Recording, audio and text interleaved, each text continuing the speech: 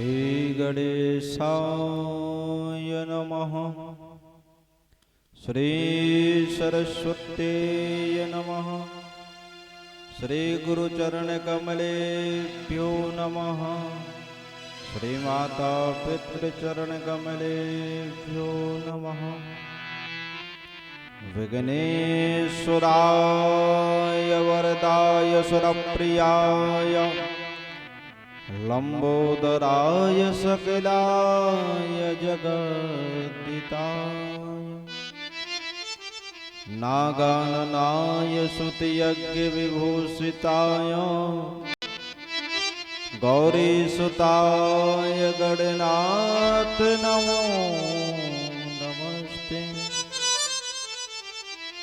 या देवी सर्वभूतेषु मातृरूपेण स्मृतिरूपेण शक्तिरूपेण बुद्धिरूपेण संस्थिता नमस्तस्यै नमस्तस्यै नमस्तस्यै नमो नमः।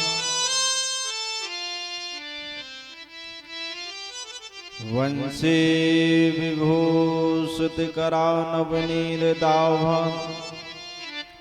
पीताम्बरादरुणबिम्बफलाधरोष्ट पूर्णेन्दु सुंदर मुखादरविन्दनेत्रा कृष्णात् परं किमपि तत्त्वमहं न जाने।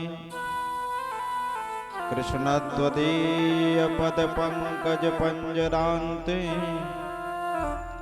अद्यैव मे विशतु मानस राजहंसा। प्राण प्रयाण समय पिबातु पित्यै कंठावरोदन विदो स्मरणं कुतस्ते। कृष्णाय वासुदेवाय देवकी नंदनाय च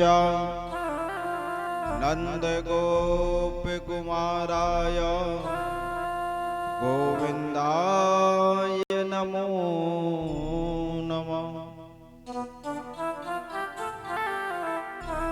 जय जय श्री राधारमण जय जय नवल किशोर जय गोपी चित चोर प्रभु जय जय माखन चोर।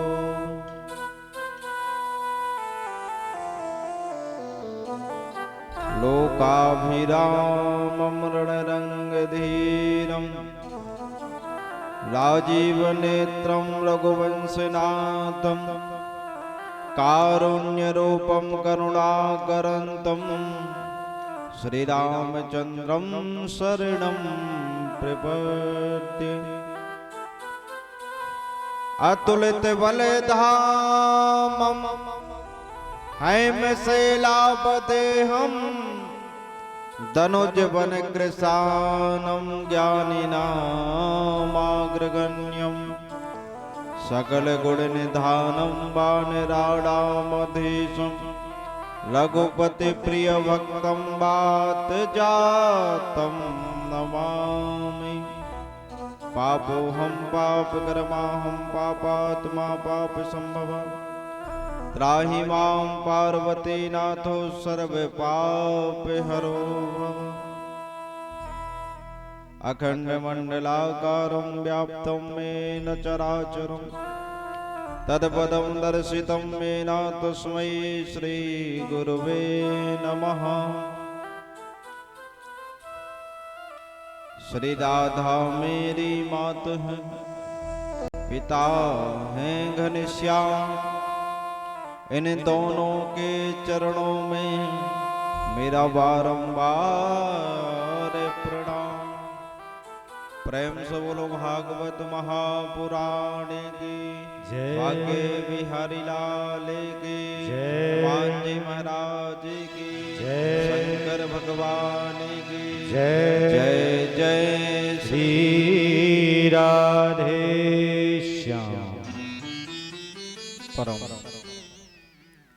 मंगलमय परात्पर कलेश्वर अकारण करुणा वरुणालय भक्त वांछित कल्पित तरुतडुदित पीतांबर धारी बाल कृष्ण लाल की वांग्मय प्रतिरूपी श्रीमद् भागवत कथा के आज षष्ठम दिवस में मेरे आराध्य मेरे इष्ट भूत भावन भोलेनाथ के चरणों में प्रणाम। अनंत बलवंत गुणवंत हनुमान लाल जी के चरणों में प्रणाम। नगर के समस्त देवी देवताओं के चरणों में प्रणाम। समस्त विद्वानजन जो इस आयोजन को वेदोक्त रीति से संपन्न करा रहे हैं, उन सभी को प्रणाम करते हुए हमारे संगीत आचार्य वृंद और जो इस आयोजन के संरक्षक हैं श्री राजेंद्र सहें और नीरज रानी जो जिला अध्यक्ष कानपुर देहात के, उनके संरक्षक में ये कार्यक्रम चल रहा है। हमारे परीक्षित श्री गिरजा शंकर त्रिवेदी जी और समस्त सहयोगी जन, उन सभी का व्यासपीठ से बहुत बहुत स्वागत एवं राधे राधे। जो भक्त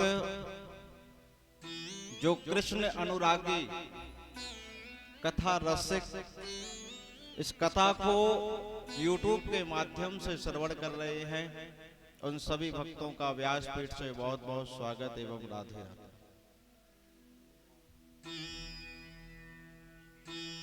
बड़े भाग्य मानस तन पावा, हम सबको बड़े भाग्य से ये मनुष्य का तन मिला। अच्छा, परमात्मा ने बड़े ढंग से जो है इस शरीर का निर्माण किया, कितने अच्छे ढंग से किया। सबको एक सांचे में ढाला, लेकिन सब एक से नहीं। सबको एक सांचे से बनाया, परंतु कोई एक सा नहीं। ना उसकी मानसिकता एक सी है, ना ही स्वरूप एक सा है। हमारे संत जन गाते हैं अपने इस काया के लिए परमात्मा ने किस प्रकार से निर्माण किया।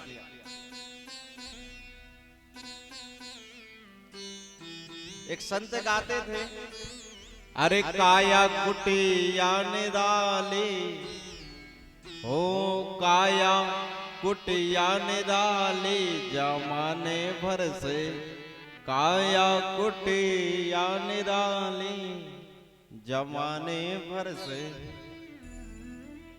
सबसे सुंदर आंख बनाई,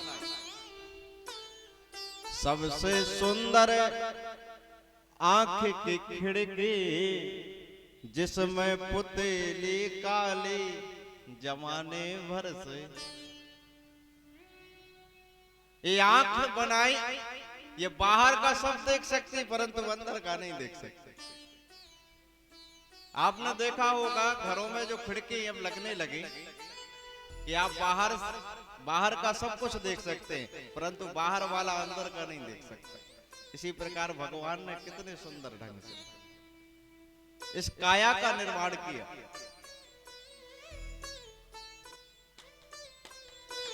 सुनते श्रवण नासिका सूंगे, और वाणी करें बोला चाली, जमाने भर से। काया कुटिया निराली, लेना देना कर करते हैं, पग चाल चले मस्तानी, जमाने भर से। काया कुटिया निराली। परमात्मा ने कितने अच्छे ढंग से इसका निर्माण किया। आइए उन परमात्मा के चरणों में अपने मन को लगा भगवान का संकीर्तन करें।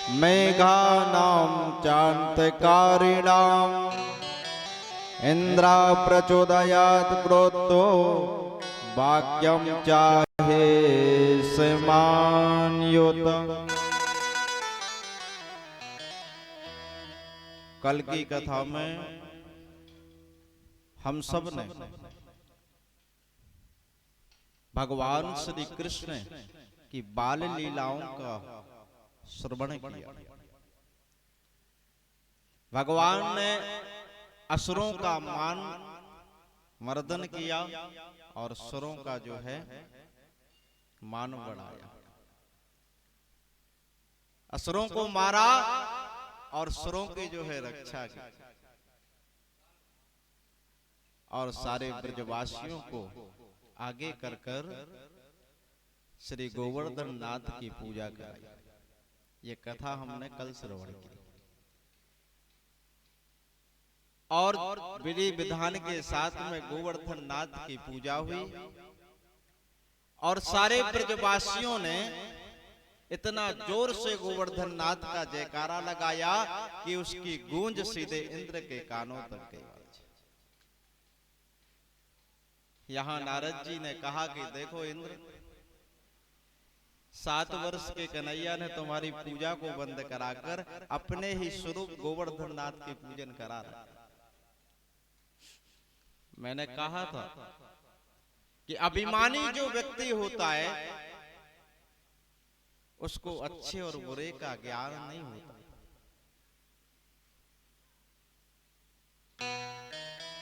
तुरंत मेघमालाओं को इंद्र ने आदेश दिया, ब्रजमंडल पर जाकर इतनी जोर से वर्षा करो कि सारा ब्रजमंडल जलमग्न हो जाए। तड़तड़ाकर बड़ी जोर से बारिश शुरू हुई। काले पीले बादल आ गए।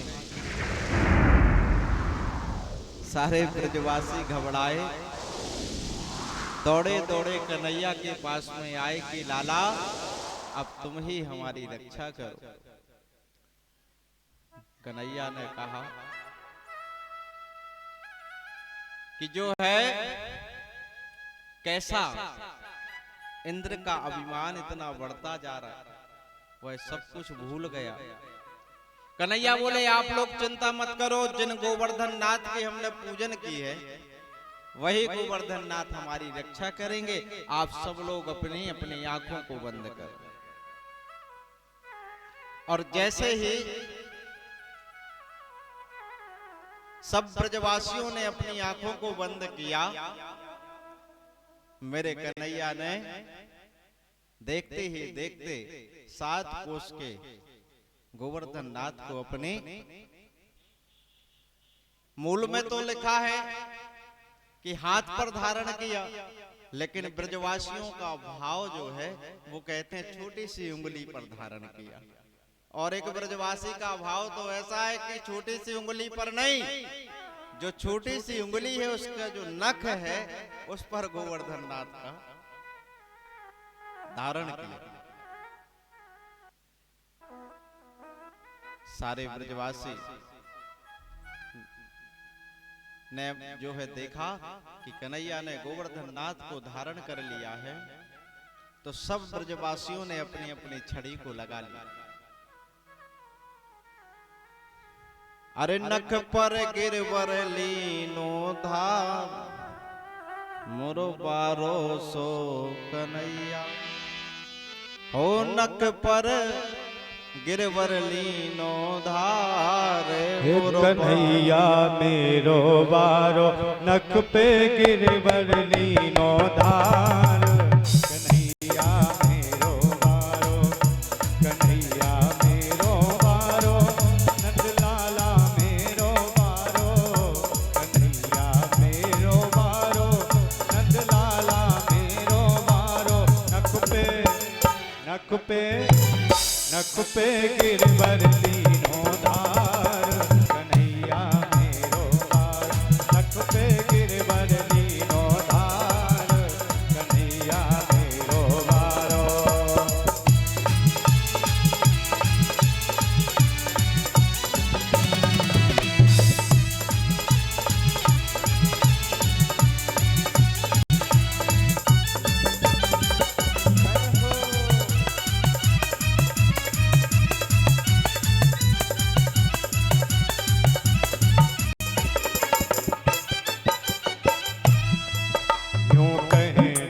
यशोदा मैया एक जोर लगाओ मेरे भैया, यूं कहे यशोदा मैया एक जोर लगाओ मेरे भैया, कहे यशोदा मैया एक जोर लगाओ मेरे भैया। कैसे झेले कैसे झेले कैसे झेले इतनो भार, कन्हैया मेरो बार नख पे गिरवर लीनो धार, कन्हैया मेरो बारो।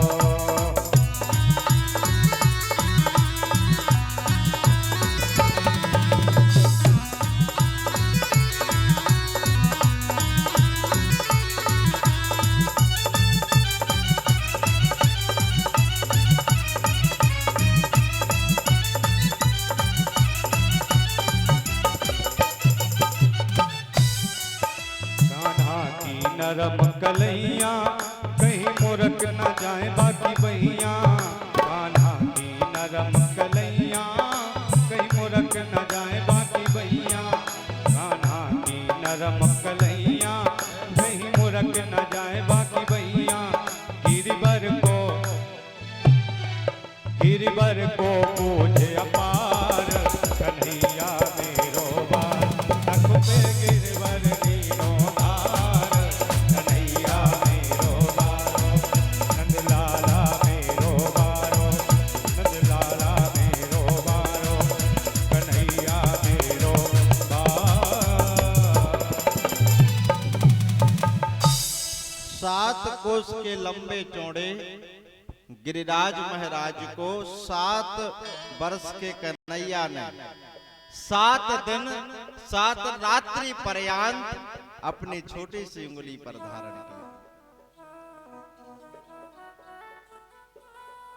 मूसलाधार बारिश हो रही है।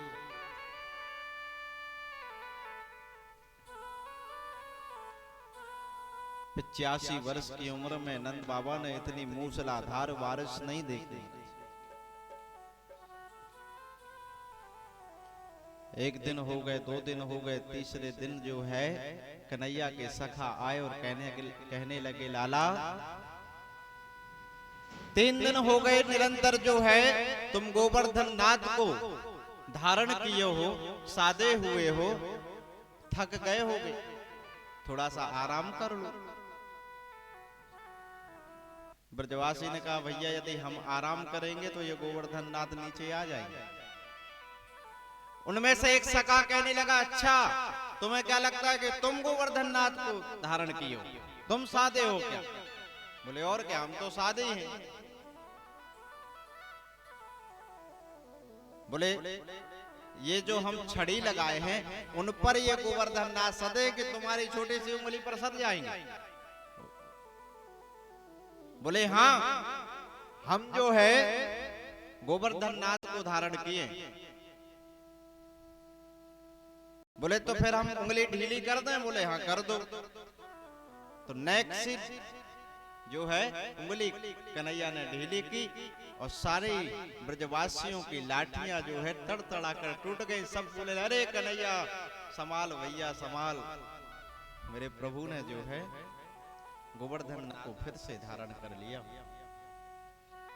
एक ब्रजवासी कहता है अच्छा कन्हैया ये बात बताओ कि नेक से तो तुम हो और तुम में इतनी ताकत कहां से आ गई, कितने लंबे चौड़े गिरिराज को तुमने धारण कर लिया।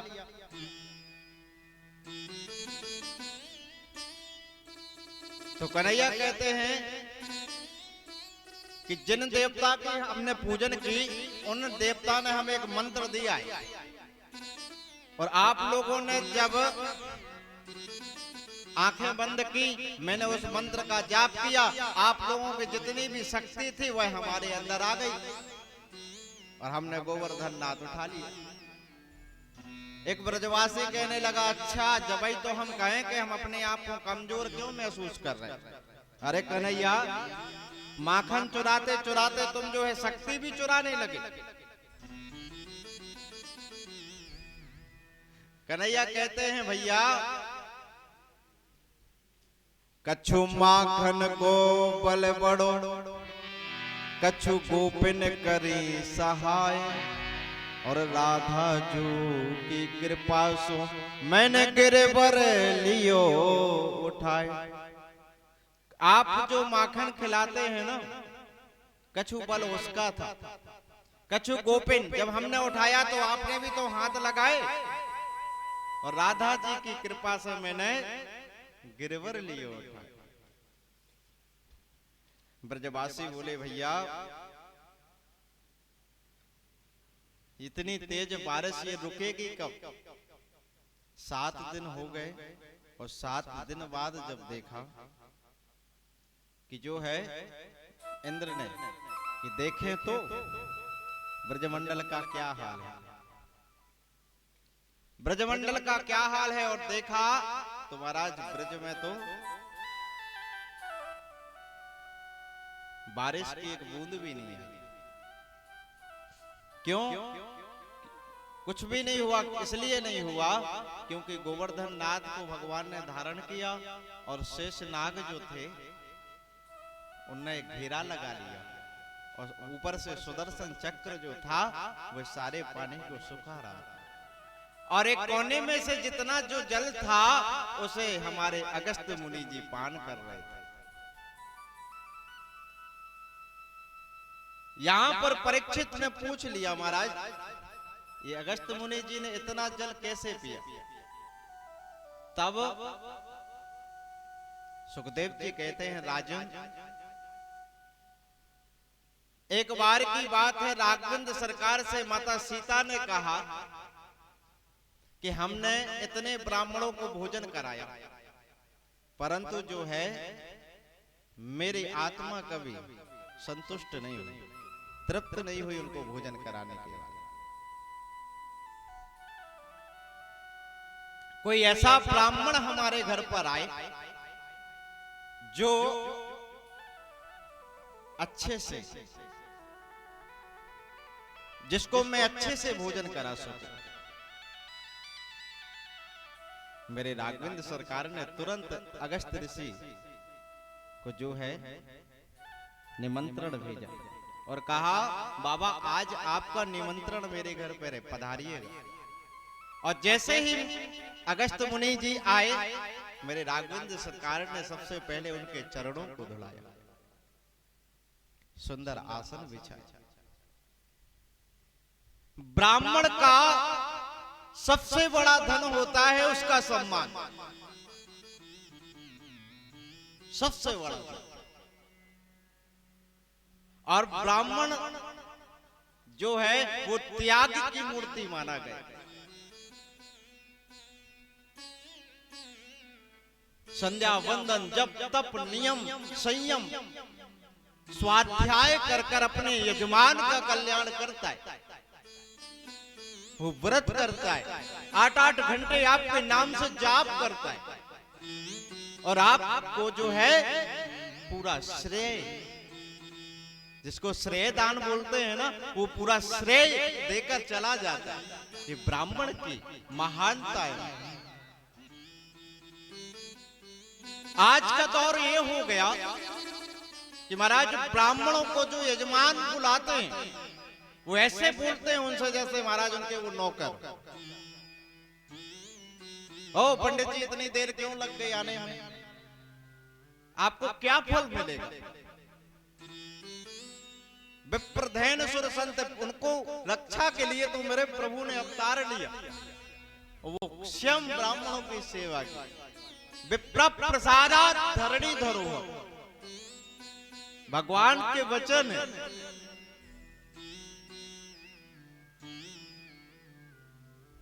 भगवान कहते हैं कि संत और ब्राह्मण मेरा हृदय है।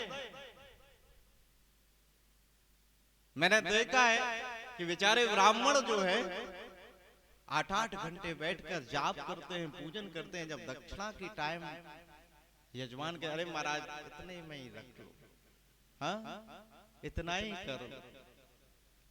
हजारों लाखों करोड़ों रुपए शादी में खर्च कर देता है व्यक्ति, कहीं डीजे, कहीं गार्डन में, कहीं डेकोरेशन में, उसमें कोई कमी नहीं रखता। जब ब्राह्मण जो वेदोक्त रीति से वेदोक्त रीति से सारा विवाह संपन्न कराता है और उसको दक्षिणा देने की जब बारी आती है महाराज 2100 में 2100 ही रख लो, करोड़ों रुपए शादी में खर्च कर दिया, लेकिन ब्राह्मण ने जो वेदोक्त रीति से विवाह संपन्न कराया उसको दक्षिणा देने में व्यक्ति का जी कांपता है। मैं कल एक वीडियो देख रहा था, कुरुक्षेत्र में किसी ने 1000 कुंडीय यज्ञ कराया और भोजन कराने का सामर्थ्य उनमें नहीं था। भोजन कराने का सामर्थ्य नहीं, ब्राह्मणों को महाराज वासा भोजन कराया। किसी ब्राह्मण ने विरोध किया तो उनको ताड़ना दी। मैंने तो ये भी देखा कि गोलियां चल गई महाराज, उनके अंगरक्षकों ने उन पर जो है प्रहार किया, गोलियां चला दी, हॉस्पिटल में भर्ती हैं बेचारे ब्राह्मण। अगर तुम्हारी औकात नहीं है भोजन कराने की, ब्राह्मणों का सम्मान करने की, तो क्यों कराते हो ऐसे आयोजन? मत कराओ।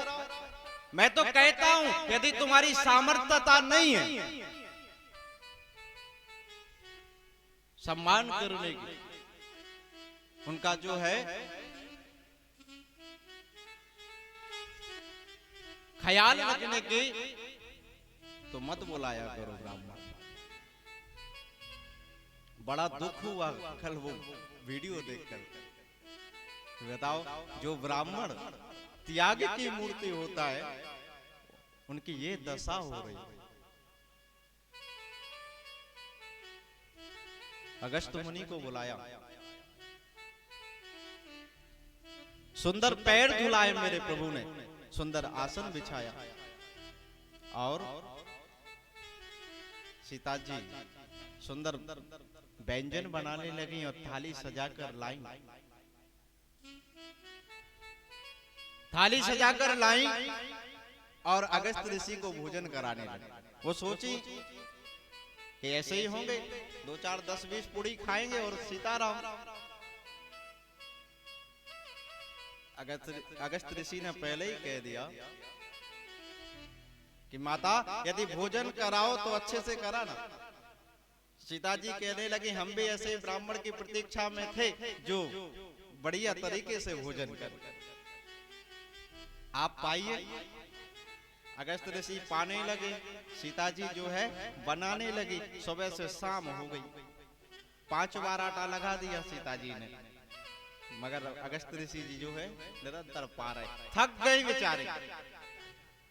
बनाते बनाते थक गई तो गणेश जी को बुलाया और रिद्धि सिद्धि को बुलाया, वो भंडारा बनाने लगे और जो है सीता जी परोसने लगे, सीता जी परोसने लगे।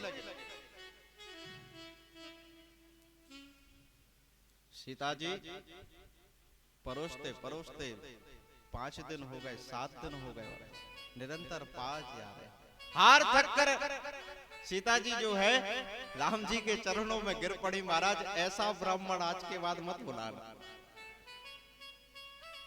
इतना खा रहे हैं, इतना खाते जा रहे हैं।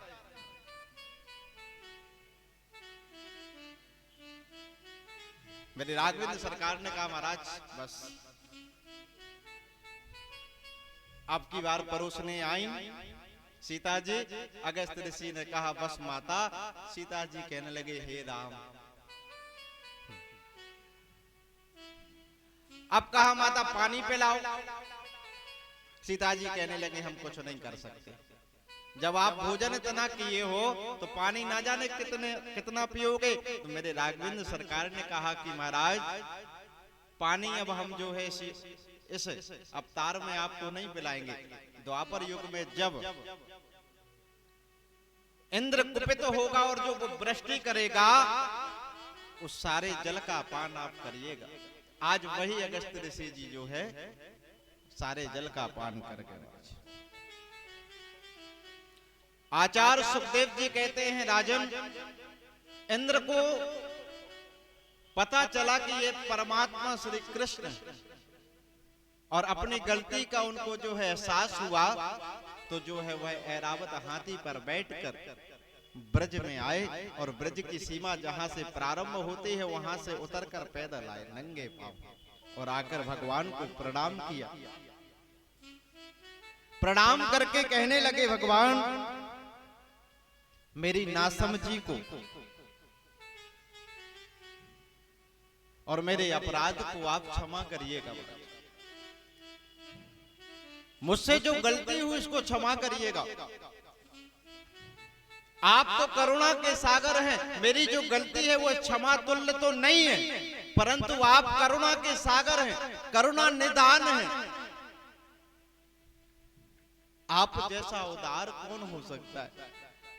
ऐसो को उदार जग माही, बिन सेवा जो द्रवहि दीन पर राम सरस कोई नाही।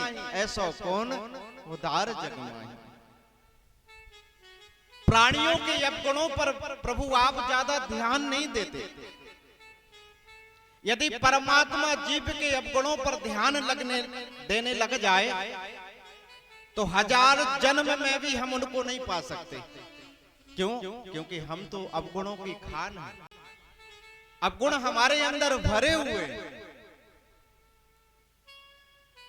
अगर नाथ देखोगे अवगुण हमारे, अगर परमात्मा अवगुणों पर ध्यान देने लग जाएंगे तो 1000 जन्म में भी हम भगवान को नहीं पा सकते।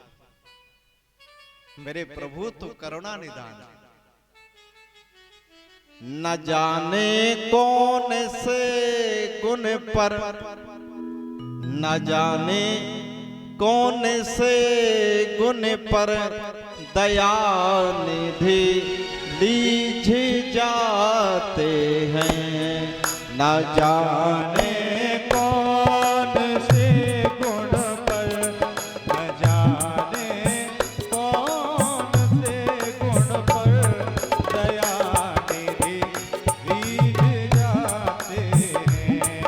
न जाने कौन से गुण पर दया निधि लीझ जाते हैं। न जाने कौन से गुण पर दया निधि रीझ जाते हैं। यही सदग्रंथ कहते हैं, यही हरिभक्त गाते हैं। यही कौन से गुण पर दया निधि रीझ जाते हैं।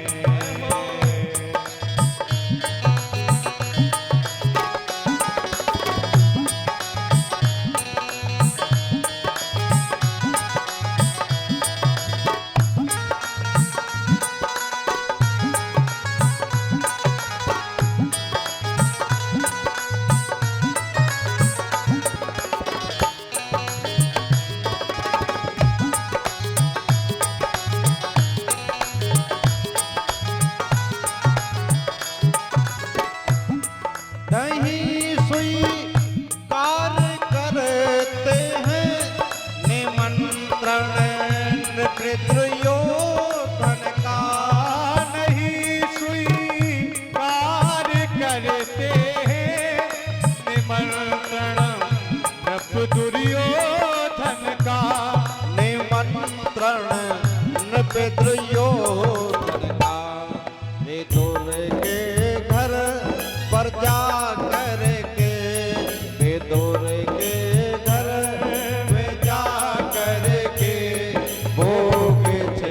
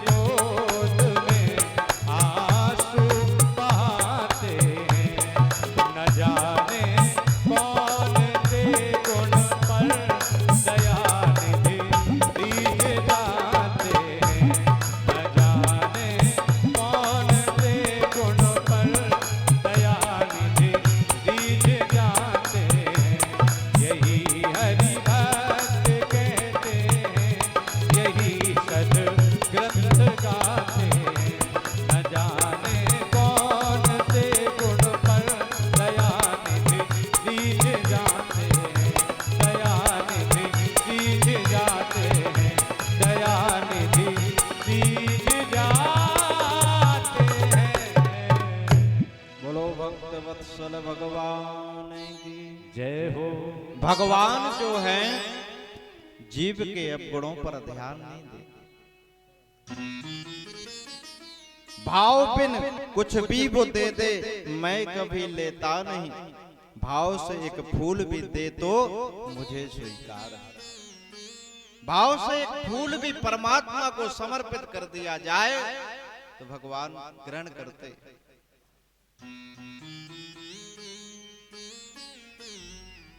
और भाव के भूखे ही हैं भगवान, ज्यादा अवगुणों पर ध्यान नहीं देते।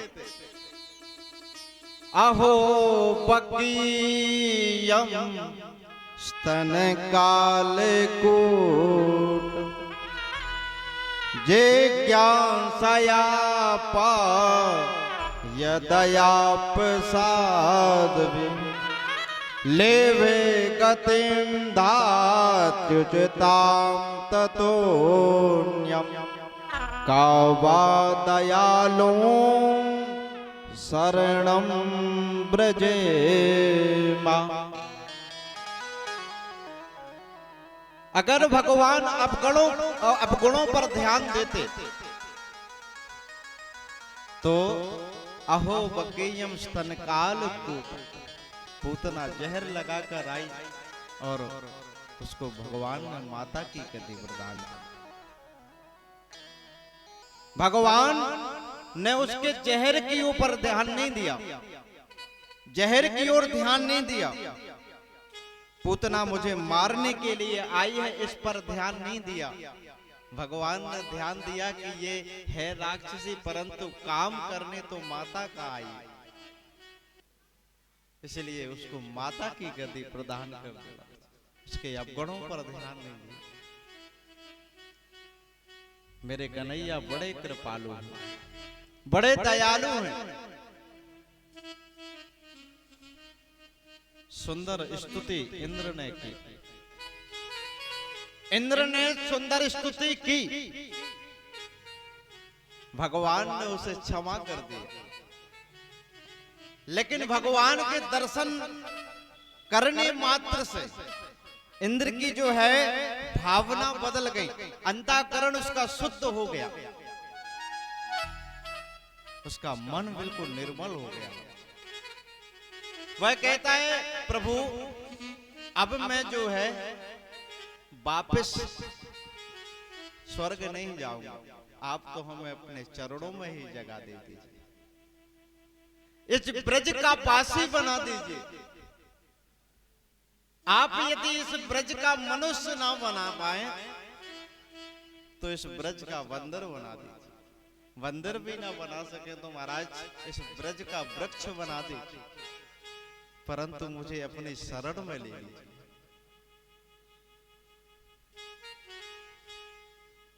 गिरिराज बास में पाऊं, ब्रज तज बैकुंठ न जाऊं, ब्रज तज बैकुंठ न जाऊं, बिचरू में लता पतन में, गिरिराज तरहटी वन में, अंगौर जात पुरा जन में, राधा कुंड गोवर्धन में, कुंडन में कर स्नान, करूं जलपान, परो रहूं रज में, दीजो प्रभु बारंबार जन्म मोहे ब्रज में, जो कछु मिले प्रसाद पाए के तेरो ही गुण गाऊं, ब्रज तज बैकुंठ न जाऊं, ब्रज तज बैकुंठ न जाऊं,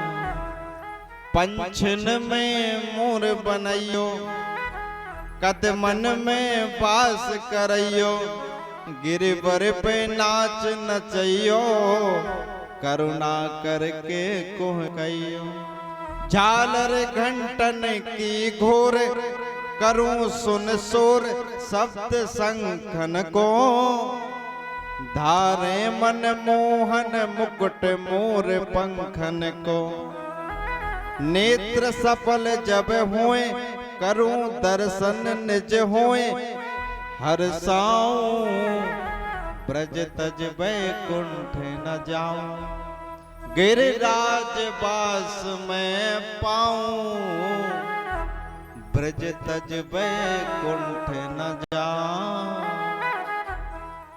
भगवान ने कहा इंद्र, मेरी कृपा से तुम्हें ये स्वर्ग का सिंहासन मिला और तुम्हारे इस अभिमान को चूर करने के लिए ही तो मैंने ये गोवर्धन नाथ की लीला की।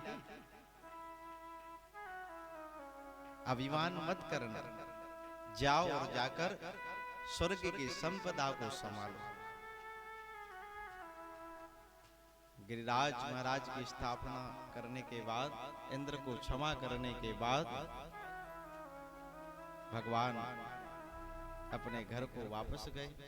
यहां पर सुखदेव जी महाराज से परीक्षित ने पूछा कि महाराज एक बात बताइए, एक गलती ब्रह्मा ने भी की और एक गलती इंद्र ने की, गलती दोनों ने की। ब्रह्मा ने भगवान की 40 श्लोकों में स्तुति की और इंद्र ने कम श्लोकों में की। इंद्र को क्षमा कर दिया परंतु ब्रह्मा को क्यों नहीं की?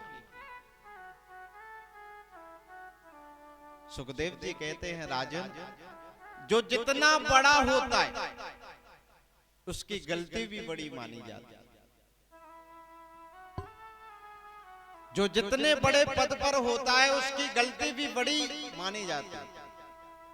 उदाहरण के तौर पर यदि देख लिया जाए कि अगर कोई बच्चे गलती कर जाते हैं तो हम कहते हैं भैया बच्चे हैं छोड़ो हटाओ, और वही गलती अगर दादाजी कर दे तो गलती बड़ी मानी जाएगी क्या? अगर गांव का प्रधान कोई गलती करता है तो हमारे गांव का ही विकास रुकेगा। विधायक कोई गलती करता है तो हमारे क्षेत्र का विकास रुकेगा।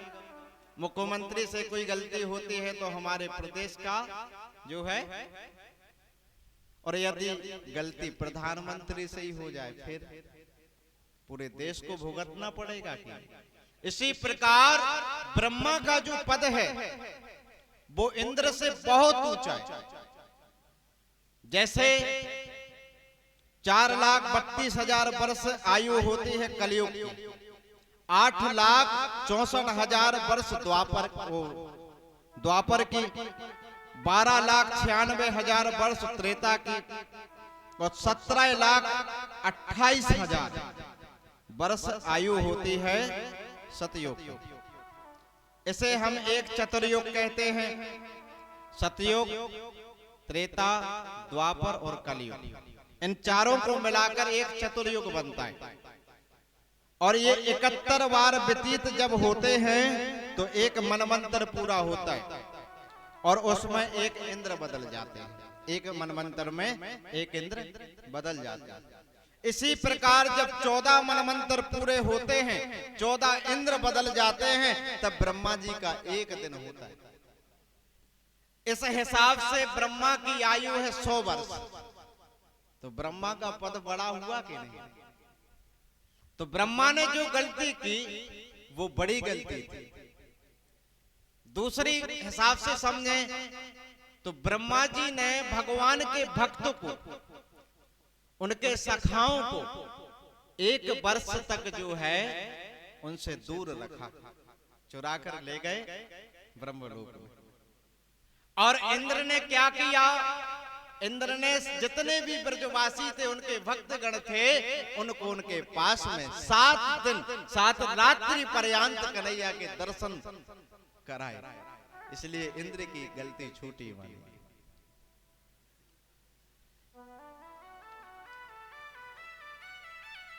एक बार ब्रज में आग लगी, मेरे प्रभु ने दावाग्नि का पान किया और आज मेरे प्रभु गैया चराने के लिए दूर जंगल में पहुंचे। आज यज्ञ पत्नियों पर भगवान ने करुणा की। जाकर अपने सखाओं से कहने लगे, भैया बड़ी जोर की भूख लगी है, कुछ भोजन की व्यवस्था करके लाओ। भोजन की व्यवस्था करके लाओ। सखाओं ने कहा कन्हैया इतनी घनघोर जंगल में कहां भोजन की व्यवस्था होगी। तो कन्हैया ने कहा कि जाओ कुछ दूर पर जाकर अग्निहोत्री ब्राह्मण यज्ञ कर रहे हैं, वहां पर जाकर भोजन की व्यवस्था तुम्हारी हो जाएगी। सखा गए, ब्राह्मणों को प्रणाम किया और कहा कि कृष्ण और बलराम जो है भूखे हैं, उनको भोजन की व्यवस्था करना है। ब्राह्मणों ने कहा अभी यज्ञ चल रहा है, अभी कोई भोजन की व्यवस्था नहीं है। बेचारे मुंह लटका कर वापस आए, कन्हैया से कहा कि भैया कोई व्यवस्था नहीं हुई भोजन की। बोले किससे भोजन मांगा था? बोले ब्राह्मण देवता थे उनसे मांगा। अरे बोले वो तो यज्ञ करने में व्यस्त होंगे, यदि ब्राह्मण पत्नियों से भोजन की याचना करते तो आपको भर भर थाली जो है भोजन प्राप्त होता। कहते हैं नाग्रहम ग्रह मित्याहु ग्रहाणी ग्रह मुच्यते। ईंट पत्थर के मकान को घर नहीं कहते, बल्कि गृहिणी को घर कहते हैं। अगर स्त्री चाहे तो अपने घर को स्वर्ग बना सकती है, स्त्री चाहे तो अपने घर को जो है मंदिर बना सकती है, और स्त्री चाहे तो अपने घर को नरक का अड्डा बना सकती है। स्त्री में सब सामर्थ्यता है। जिस तरह से अपने घर को रखना चाहे वो स्त्री के हाथ में होता है। लेकिन आजकल तो देखेंगे तो हर घर में क्लेश मचा हुआ, सास और बहू का झगड़ा हर घर में मचा। कारण क्या है? कारण ये है कि प्रत्येक सास चाहती है, प्रत्येक मां चाहती है कि मेरी बेटी जिसके घर में भी जाए वो रानी बनकर रहे। प्रत्येक माँ की कल्पना यही होती है कि सारे सुख सुविधाएं हमारी बच्ची को जो है जहां भी जाए वहां मिले। लेकिन सास जो होते हैं वो सास अपनी बहू को रानी नहीं नौकरानी समझती है ना, इसलिए तो क्लेश। जिस दिन ये भावना बदल गई, सास जो है ना बहू को अपनी बेटी का दर्जा देने लग जाएगी, उसी दिन ये क्लेश खत्म हो जाएगा। और बहू को चाहिए कि ये जो मेरे सास हैं ससुर हैं ये मेरे माता पिता हैं। जिस दिन ये मानसिकता बन गई उस दिन से क्लेश खत्म। अब ना तो एक बात सास सुनना चाहती है और ना बहू। सास शेर है सो बहू सवा शेर है कि नहीं? सास 1 सुनाएंगी, बहू 5 सुना देंगी। अब क्लेश तो हो गई। नमन्ति फलनो वृक्षा नमन्ति गुरुणो सदा सुख वृक्षस्य मूर्खस्य ना नमन्ति गदार्चन। वही पेड़ की डाली झुकती है जिसमें फल लगे हुए थे। भाई जिसमें फल लगे होते हैं वही डाली झुकती है, और वही लोग झुकते हैं जिसमें गुण भरे होते हैं। 2 बात कह दी, सुन लो। सुनने में क्या जाता है? सुख वृक्षस्य मूर्खस्य। सूखे वृक्ष के समान होते हैं मूर्ख, जो एक बात सुनेंगे नहीं, चाहे टूट जाएंगे। सूखे पेड़ को यदि आप तोड़ोगे तो वो नभेगा नहीं, सीधा टूटेगा। इसी प्रकार मूर्ख बुद्धि के जो लोग होते हैं वो झुकते नहीं हैं, चाहे टूट जाएंगे। बोलो राधे राधे। माताओं का हृदय जो होता है वो पुरुषों के प्रति कोमल होता है। अगर माताओं के जीवन पर एक दृष्टि डालकर देखें तो बहुत कार्य करती हैं माताएं। कितना काम नहीं होता है बताओ घर। और मैंने देखा है कि कथाओं में सबसे ज्यादा उपस्थिति माताओं की होती है, अकेली कंचोसी को छोड़ के। तो ने माता ही आ रही उनने दादा ही हरे यार बोलो राधे राधे। हर कथाओं में देखा जाए तो सबसे ज्यादा उपस्थिति जो है माताओं की होती है। कितना कार्य होता है, सुबेरे से उठकर झाड़ू बर्तन पोंछा खाना सब बनाते हैं कि नहीं हैं? कहीं बच्चों को तैयार करना और फिर वहां से हमारे भैया लोग आ गए, टाइम पर नहीं मिला भोजन तो वो गुस्साएंगे। तो उनका हृदय कोमल होता है। कन्हैया ने कहा यदि हम माताओं के पास में जाते तो भर भर थाली आपको भोजन मिलता। कृष्ण के सखा गए ब्राह्मण पत्नियों के पास में और कहने लगे कि माता हमारे कृष्ण और बलराम भूखे हैं, यदि कुछ भोजन की व्यवस्था हो जाए तो बड़ी कृपा होगी। और जैसे ही माताओं ने सुना तुरंत कहा आप बैठो, अभी तुरंत जो है भोजन का प्रबंध करते हैं। तुरंत सुंदर भोजन जो है ब्राह्मण पत्नियों ने बनाया और थाली सजाकर कहने लगे यदि आपको बुरा ना लगे तो हम स्वयं चले कृष्ण और बलराम को भोजन कराने के लिए। थाली सजाकर जैसे ही जाने लगी तो देखा कि हमारे जो पति हैं वो हमें टेढ़ी निगाह से देख रहे। आज उन पत्नियों ने कहा, ब्राह्मण पत्नियां कहती हैं कि आज तो चाहे कुछ हो जाए, आज कुछ हो जाए, चाहे सारी दुनिया ही हमसे क्यों ना रूठ जाए, सारा जग हमसे क्यों ना रूठ जाए, आज हम कृष्ण और बलराम का दर्शन करेंगे। आज सारा जग क्यों ना हमसे रूठ जाए। वह क्या कहते हैं, अरे मुझे है प्रेम ईश्वर से, जगत रूठे तो रूठन दे। मुझे है प्रेम ईश्वर से, जगत रूठे तो रूठन दे। मुझे है